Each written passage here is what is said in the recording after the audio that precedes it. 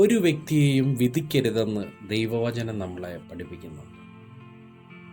ലോകപരമായി പറഞ്ഞാൽ don't judge a book by its cover എന്ന് പറയും.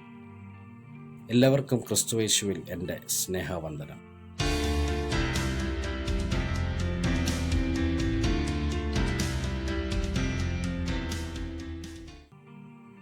അപ്പോസ്തലപ്രവൃത്തികളുടെ പുസ്തകം 9-ാം അധ്യായം അതിൻ്റെ 15-ാം വാക്യം. അവൻ എൻ്റെ നാമം ജാതികൾക്കും രാജാക്കന്മാർക്കും ഇസ്രായേൽ മക്കൾക്കും മുമ്പിൽ വഹിപ്പാൻ ഞാൻ തിരഞ്ഞെടുത്തിരിക്കുന്ന ഒരു പാത്രമാകുന്നു. അപ്പോസ്തലപ്രവൃത്തികളുടെ പുസ്തകം 9-ാം അധ്യായം മുഴുവൻ നമുക്ക് ശൗൽ എന്നൊരു വ്യക്തിയെ കാണാം. ആ വ്യക്തിയെക്കുറിച്ചുള്ള ദൈവത്തിൻ്റെ പദ്ധതിയാണ് 15-ാം വാക്യത്തിൽ നമ്മൾ വായിച്ചു കേട്ടത്. ശൗൽ ആരായിരുന്നു എന്ന് ചോദിച്ചാൽ ഒറ്റ വാക്കിൽ പറയാം, ദൈവസഭയെ ഇത്രയേറെ ഉപദ്രവിച്ചൊരു മനുഷ്യൻ വേറെ ആ കാലഘട്ടത്തിൽ ഉണ്ടായിരിക്കില്ല. 9-ാം അധ്യായം 1-ാം വാക്യം വായിക്കുമ്പോൾ കാണാം, ശൗൽ കർത്താവിൻ്റെ ശിഷ്യന്മാരുടെ നേരെ ഭീഷണിയും കൊലയും നിശ്വസിച്ചുകൊണ്ട് മഹാപുരോഹിതൻ്റെ അടുക്കൽ ചെന്ന് ദമസ്കോസിൽ ഈ മാർഗക്കാരായ വല്ല പുരുഷന്മാരെയോ സ്ത്രീകളെയോ കണ്ടാൽ അവരെ പിടിച്ചുകെട്ടി യെരുശലേമിലേക്ക് കൊണ്ടുവരാൻ തക്കവണ്ണം അവിടുത്തെ പള്ളികൾക്ക് അവനോട് അധികാരപത്രം വാങ്ങി. ശൗലിൻ്റെ കയ്യിലൊരു അധികാരപത്രമുണ്ട്. യെരുശലേമിൽ യേശുവിൻ്റെ ശിഷ്യന്മാരായ ആരൊക്കെയുണ്ടോ അവരുടെയൊക്കെ നേരെ ഭീഷണിയും കൊലവിളിയും നിശ്വസിച്ചുകൊണ്ട് പൗലോസിൻ്റെ ഉള്ളിൽ മുഴുവൻ അവരോടൊക്കെ വൈരാഗ്യമായിരുന്നു. ഇങ്ങനെയുള്ള സ്ത്രീകളെയും പുരുഷന്മാരെയും ദമസ്കോസിൽ നിന്ന് യെരുശലേമിലേക്ക് പിടിച്ചുകൊണ്ട് വരേണ്ടതിന് വേണ്ടി മഹാപുരോഹിതൻ്റെ കയ്യിൽ നിന്നുള്ള അധികാരപത്രം വാങ്ങിയൊരു മനുഷ്യൻ. എന്നാൽ ശൗലിനെക്കുറിച്ച് പഠിക്കുമ്പോൾ അത്രമാത്രമല്ല, അപ്പോസ്തലപ്രവൃത്തികളിലെ പല അധ്യായങ്ങൾ പഠിക്കുമ്പോഴും ശൗൽ എന്ന വ്യക്തി യഥാർത്ഥമായി ആരായിരുന്നു എന്ന് നമുക്ക് കാണുവാൻ സാധിക്കും. അപ്പോസ്തലപ്രവൃത്തി 22-ാം അധ്യായം അതിൻ്റെ 3-ാം വാക്യത്തിൽ പൗലോസായ ശൗൽ തന്നെക്കുറിച്ച് തന്നെ പറയുന്നത്, ഞാൻ കിലിക്കിയയിലെ തർസോസിൽ ജനിച്ച യഹൂദനും ഈ നഗരത്തിൽ വളർന്ന് ഗമാലിയേലിൻ്റെ കാൽക്കലിരുന്നു പിതാക്കന്മാരുടെ ന്യായപ്രമാണം സൂക്ഷ്മതയോടെ അഭ്യസിച്ചവനുമാകിയാൽ നിങ്ങൾ എല്ലാവരും ഇന്നിരിക്കുന്നത് പോലെ ദൈവസേവയിൽ എരിവുള്ളവനായിരുന്നു. ദൈവത്തെ അറിയാത്ത ആളൊന്നുമായിരുന്നില്ല ശൗൽ. ന്യായപ്രമാണം സൂക്ഷ്മതയോടെ അഭ്യസിച്ചവന്, അതും ഗമാലിയേൽ എന്ന വേദപണ്ഡിതൻ്റെ കാൽക്കലിരുന്ന് 3 വട്ടം തികവോടെ സൂക്ഷ്മതയോടെ ന്യായപ്രമാണം അഭ്യസിച്ചവൻ, ദൈവസേവയിൽ അങ്ങേയറ്റം എരിവുള്ളവൻ. എന്നാൽ അവന് യേശുവിനെ വിശ്വസിക്കുവാനോ യേശുവിനെ അംഗീകരിക്കുവാനോ തയ്യാറായില്ല. കാരണം ന്യായപ്രമാണവും ന്യായപ്രമാണത്തെക്കുറിച്ച് പഠിപ്പിച്ചും പോന്നിരുന്ന ഒരു പരീശനായിരുന്നു ശൗൽ. യേശുവിനെക്കുറിച്ച്, യേശുവാണ് ദൈവപുത്രൻ എന്ന് പഠിപ്പിക്കുന്ന ശിഷ്യന്മാരെക്കുറിച്ച് കേൾക്കുമ്പോഴേ ശൗലിന് അരിശം പൂണ്ട് അവർക്കെതിരെ കൊലവിളിയും ഭീഷണിയും നിശ്വസിച്ചുകൊണ്ട് പുറപ്പെടുക എന്നുള്ള ആ നിലയിൽ ദൈവത്തെ സേവിച്ചു വരുന്ന ഒരു വ്യക്തിയായിരുന്നു. വചനം നന്നായി അറിയുമായിരുന്നു. ഓൾഡ് ടെസ്റ്റ്മെൻറ്റ് വചനങ്ങൾ എല്ലാം ശൗലിന് വളരെയധികം അറിവുള്ളതായിരുന്നു. എന്നാൽ ശൗൽ പലപ്പോഴായി ഉപദ്രവിച്ചത് യേശുവിനെയായിരുന്നു, ദൈവത്തിൻ്റെ ദാസന്മാരെ, യേശുവിൻ്റെ ദാസന്മാരെയായിരുന്നു, ശിഷ്യന്മാരെയായിരുന്നു. ഇങ്ങനെ ഒരിക്കൽ മഹാപുരോഹിതൻ്റെ അടുക്കൽ നിന്നും അധികാരപത്രം വാങ്ങി ദമസ്കോസിലോട്ടുള്ള യാത്രാവഴിയിൽ 9-ാം അധ്യായം 3-ാം വാക്യം പറയുന്നു, അവൻ പ്രയാണം ചെയ്ത് ദമസ്കോസിന് സമീപിച്ചപ്പോൾ പെട്ടെന്ന് ആകാശത്തു നിന്നൊരു വെളിച്ചം അവൻ്റെ ചുറ്റും മിന്നി. അവൻ നിലത്തു വീണു. ശൗലേ ശൗലേ, നീ എന്നെ ഉപദ്രവിക്കുന്നത് എന്ത് എന്ന് തന്നോട് പറയുന്ന ഒരു ശബ്ദം കേട്ടു. നീ ആരാകുന്നു കർത്താവേ എന്ന് അവൻ ചോദിച്ചതിന്, നീ ഉപദ്രവിക്കുന്ന യേശു ആകുന്നു ഞാൻ. യേശുവുമായി ഡയറക്റ്റ് ഒരു എൻകൗണ്ടർ ശൗലിന് ലഭിക്കുക, അധികാരപത്രവുമായി ദമസ്കോസിൽ ചെന്ന് ക്രിസ്ത്യാനികളായി, ക്രിസ്തുവിൽ വിശ്വസിക്കുന്നവരായി ആരൊക്കെയുണ്ടോ, യേശുവിൽ വിശ്വസിക്കുന്നവരായി ആരൊക്കെയുണ്ടോ അവരെ പിടിച്ചുകൊണ്ട് വരുവാനായിട്ടുള്ള യാത്രാമധ്യത്തിൽ ദമസ്കോസിൻ്റെ പടിവാതുക്കൽ എത്തിയപ്പോൾ വലിയൊരു വെളിച്ചം അവൻ്റെ മേൽ മിന്നി. അതിൽ നിന്ന് കണ്ട രൂപത്തോട് അവൻ ചോദിച്ചു, നീ ആരാകുന്നു കർത്താവേ? യേശു പറയാം, നീ ഉപദ്രവിക്കുന്ന യേശുവാകുന്നു ഞാൻ. അന്ന് ഇവൻ യേശുവിനെ തിരിച്ചറിയുകയാണ്. അന്ന് അവനുണ്ടായിരുന്ന കാഴ്ച നഷ്ടപ്പെടുകയാണ്. ന്യായപ്രമാണത്തിൽ നിന്നും അവൻ അതുവരെ ആർജിച്ചെടുത്ത സകല അറിവിൻ്റെ കാഴ്ചകളും തെറ്റായിരുന്നു എന്നുള്ളൊരു ബോധ്യത്തിലേക്ക് ശൗൽ എത്തിച്ചേരുക.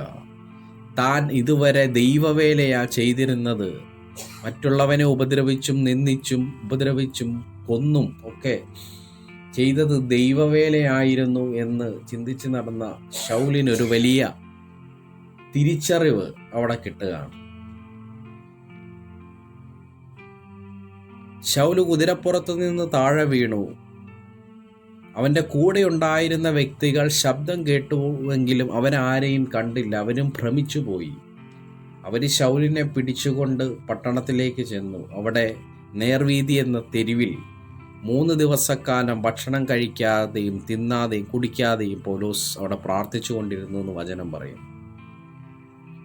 ആ സമയത്ത് ദമസ്കോസിൽ അനന്യാസ് എന്നൊരു ശിഷ്യനെക്കുറിച്ച് വചനം പറയുന്നു. അവനോട് കർത്താവ് ദർശനത്തിൽ അനന്യാസെ എന്ന് വിളിച്ചു. കർത്താവെ, അടിയൻ ഇതാ എന്ന് അവൻ വിളി കേട്ട് കർത്താവ് അവനോട്, നീ എഴുന്നേറ്റ് നേർവീതി എന്ന തെരുവിൽ ചെന്ന് യൂദായുടെ വീട്ടിൽ തർസോസുകാരനായ ശൗൽ എന്നു പേരുള്ളവനെ അന്വേഷിക്കുക. അവൻ പ്രാർത്ഥിക്കുന്നു. അനന്യാസ് എന്നൊരു പുരുഷൻ അകത്തു വന്നു താൻ കാഴ്ച പ്രാപിക്കേണ്ടതിന് തൻ്റെ മേൽ കൈവെക്കുന്നത് അവൻ കണ്ടിരിക്കുന്നു എന്ന് കൽപ്പിച്ചു. യേശു ആ സമയം പ്രാർത്ഥിച്ചു കൊണ്ടിരുന്ന അനന്യാസിൻ്റെ അടുക്കൽ ദർശനത്തിൽ ചെന്നു. എന്നിട്ട് പറഞ്ഞു, നേർവീതി എന്ന തെരുവിൽ ശൗൽ എന്ന് പറയുന്ന ഒരുവൻ, അവൻ പ്രാർത്ഥിച്ചു കൊണ്ടിരിക്കുന്നു. അവനൊരു ദർശനം കണ്ടിരിക്കുന്നു. അനന്യാസ് എന്ന് പറയുന്ന പേരുള്ളൊരു പുരുഷൻ അകത്ത് വന്നു തൻ്റെ മേൽ കൈവെക്കുന്നതും താൻ സൗഖ്യം കാഴ്ച പ്രാപിക്കുന്നതും അവൻ ദർശനത്തിൽ കണ്ടിരിക്കുന്നു. അതുകൊണ്ട് നീ എഴുന്നേറ്റ് നേർവീതി എന്ന തെരുവിലേക്ക് ചെല്ലുക എന്ന് കർത്താവ് പറയുമ്പോൾ അനന്യാസ് തിരികെ പറയുന്നൊരു മറുപടിയുണ്ട്. കർത്താവെ, ആ മനുഷ്യൻ യെരുശലേമിൽ നിന്റെ വിശുദ്ധന്മാർക്ക് എത്ര ദോഷം ചെയ്തുവെന്ന് പലരും പറഞ്ഞ് ഞാൻ കേട്ടിരിക്കുന്നു. ഇവിടെയും നിന്റെ നാമത്തെ വിളിച്ചപേക്ഷിക്കുന്നവരെ ഒക്കെയും പിടിച്ചു കെട്ടുവാൻ അവന് മഹാപുരോഹിതന്മാരുടെ അധികാരപത്രം ഉണ്ട് എന്ന് ഉത്തരം പറഞ്ഞു. അനന്യാസ് പറയുകയാണ്, കർത്താവെ, എനിക്കിവനെക്കുറിച്ചറിയാം. യേശുവിൻ്റെ നാമം പറയുന്ന എല്ലാവരെയും, യേശുവിൽ വിശ്വസിക്കുന്ന എല്ലാവരെയും ഇവൻ ഉപദ്രവിച്ചു പോന്നവനാണ്. ഇവൻ്റെ കയ്യിൽ ഈ കാലഘട്ടത്തിൽ ഒരു അധികാരപത്രം കൂടെയുണ്ട്.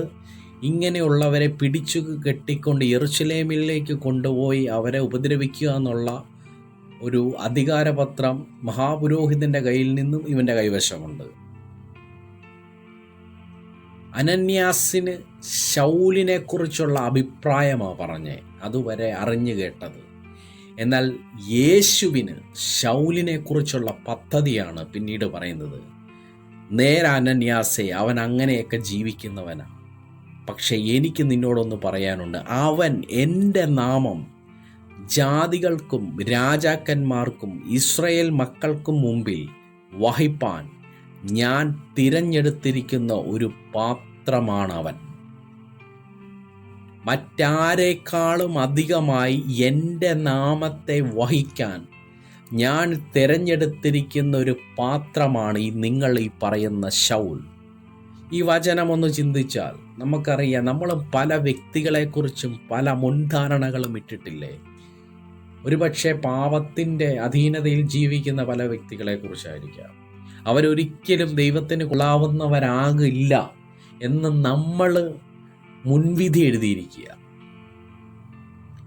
അവരുടെയൊക്കെ മേലുള്ള ദൈവത്തിൻ്റെ പദ്ധതി ഒരുപക്ഷെ വ്യത്യസ്തമായിരിക്കും. ദൈവരാജ്യത്തിന് വേണ്ടി ഏറ്റവും പ്രയോജനപ്പെടുന്ന പലരെയായിരിക്കാം നമ്മൾ മാറ്റി അകറ്റി നിർത്തിയിരിക്കുന്നത്.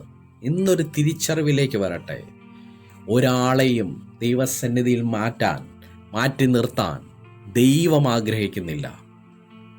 ദൈവസഭയെ ഉപദ്രവിച്ചവനെ യേശുവിന് വേണ്ടി ഏറ്റവും പ്രയോജനപ്പെടുത്തുന്നവനാക്കി കർത്താവ് മാറ്റുക. ശൗൽ എന്നുള്ള അവൻ്റെ പേര് വരെ മാറി പിന്നീട് പൗലോസ് എന്നാകുക. ഇത് കേട്ട് അനന്യാസ് എഴുന്നേറ്റ് നേർവീതി എന്ന തെരുവിൽ ചെന്നു. കർത്താവ് ഒരു കാര്യം കൂടെ അവനോട് പറഞ്ഞു, എൻ്റെ നാമത്തിനു വേണ്ടി അവൻ എന്തെല്ലാം കഷ്ടം അനുഭവിക്കേണ്ടതാകുന്നു എന്ന് ഞാൻ അവനെ കാണിക്കും.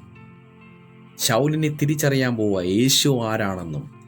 ശൗലിനി പറയാ, ഞാൻ സകലവും ചപ്പും ചവറും എണ്ണുന്നു എന്ന് പറഞ്ഞ് സകലവും ഉപേക്ഷിച്ച് ദൈവരാജ്യത്തിന് വേണ്ടി ഇറങ്ങാൻ പോകുന്ന ഒരുവനായി ശൗലിനെ കർത്താവ് മാറ്റുക. അങ്ങനെ അനന്യാസ് എഴുന്നേറ്റ് നേർവീതി എന്ന തെരുവിൽ ചെന്ന് 9-ാം അധ്യായം 17-ാം വാക്യം പറയുന്നു, അവൻ്റെ മേൽ കൈവച്ചു. എന്നിട്ട് അനന്യാസ് പറയാണ്, ശൗലേ സഹോദര, നീ കാഴ്ച പ്രാപിച്ചു പരിശുദ്ധാത്മപൂർണൻ ആകേണ്ടതിന് നീ വന്ന വഴിയിൽ നിനക്ക് പ്രത്യക്ഷനായ യേശു എന്ന കർത്താവ് എന്നെ അയച്ചിരിക്കുന്നു. നീ കാഴ്ച പ്രാപിച്ച് പരിശുദ്ധാത്മപൂർണനാകണം. ഈ വചനം കേൾക്കുന്ന ആരോടൊക്കെയോ ദൈവത്തിൻ്റെ ആത്മാവ് സംസാരിക്കുന്നു. ശരിയാ, നിനക്ക് വചനധ്യാനമുണ്ട്, വചനാറിവുണ്ട്, വചനത്തിൻ്റെ മർമ്മങ്ങൾ നിനക്കറിയാം. എന്നാൽ യഥാർത്ഥമായൊരു വേലയിലേക്ക് നീ കടന്നിട്ടുണ്ടോ? നീ ഇന്ന് കാഴ്ച പ്രാപിച്ച് പരിശുദ്ധാത്മപൂർണനാകണം. ദൈവരാജ്യത്തിനു വേണ്ടി ഏറ്റവും കൊള്ളാവുന്നവനായി നീ തീരണം. അനന്യാസ് ഇങ്ങനെ പ്രാർത്ഥിച്ചപ്പോൾ അതിൻ്റെ 18-ാം വാക്യത്തിൽ കാണാം, ഉടനെ അവൻ്റെ കണ്ണിൽ നിന്ന് ചെതുമ്പൽ പോലെ വീണു. കാഴ്ച ലഭിച്ച് അവൻ എഴുന്നേറ്റ് സ്നാനമേൽക്കുകയും ആഹാരം കൈക്കൊണ്ട് ബലം പ്രാപിക്കുകയും ചെയ്തു. ചെതുമ്പൽ പോലെ അവൻ്റെ കണ്ണിൽ നിന്നും ചിലത് അടർന്നു വീണു. അവൻ്റെ അന്ധതയായിരുന്ന ന്യായപ്രമാണം വായിച്ചു പഠിച്ചപ്പോൾ താൻ അറിയാത്ത ചില അന്ധതകൾ അവൻ അറിയാതെ അവൻ്റെ കണ്ണിലേക്ക് വന്നു. മനുഷ്യനെ സ്നേഹിക്കാനോ കരുതുവാനോ ദൈവം ന്യായപ്രമാണം തന്നത് ചിലത് ആചരിക്കാനാ, ദൈവരാജ്യത്തിലേക്ക് പ്രവേശിക്കേണ്ടതിന് വേണ്ടി. എന്നാൽ എല്ലാം കേവലം അക്ഷരങ്ങൾക്ക് മാത്രം പ്രാധാന്യം നൽകി താൻ മുൻപോട്ട് പോയപ്പോൾ യേശു അവനെ തൊടുകയാണ്. ഇന്ന് നമുക്ക് ചില വ്യക്തികൾക്ക് വേണ്ടി പ്രാർത്ഥിക്കാം. അവരുടെ മേലുള്ള ദൈവിക പദ്ധതി നമ്മൾ വിചാരിക്കുന്നത് പോലെയല്ല, വ്യത്യസ്തമായിരിക്കാം. ഒരു മനുഷ്യനെയും ദൈവസന്നിധിയിൽ മാറ്റി നിർത്തുവാൻ ദൈവം ആഗ്രഹിക്കുന്നില്ല. എല്ലാവരെയും പ്രയോജനപ്പെടുത്തുവാൻ ദൈവത്തിൻ്റെ പരിശുദ്ധാത്മാവ് ആഗ്രഹിക്കുന്നു. ഈ നിലകളിൽ ദൈവരാജ്യത്തിന് വേണ്ടി നമുക്കൊരുങ്ങാം.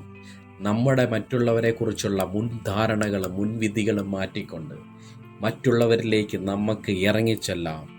എല്ലാവരെയും ഈ വചനങ്ങളാൽ ദൈവം അനുഗ്രഹിക്കുമാറാകട്ടെ. ആമേൻ.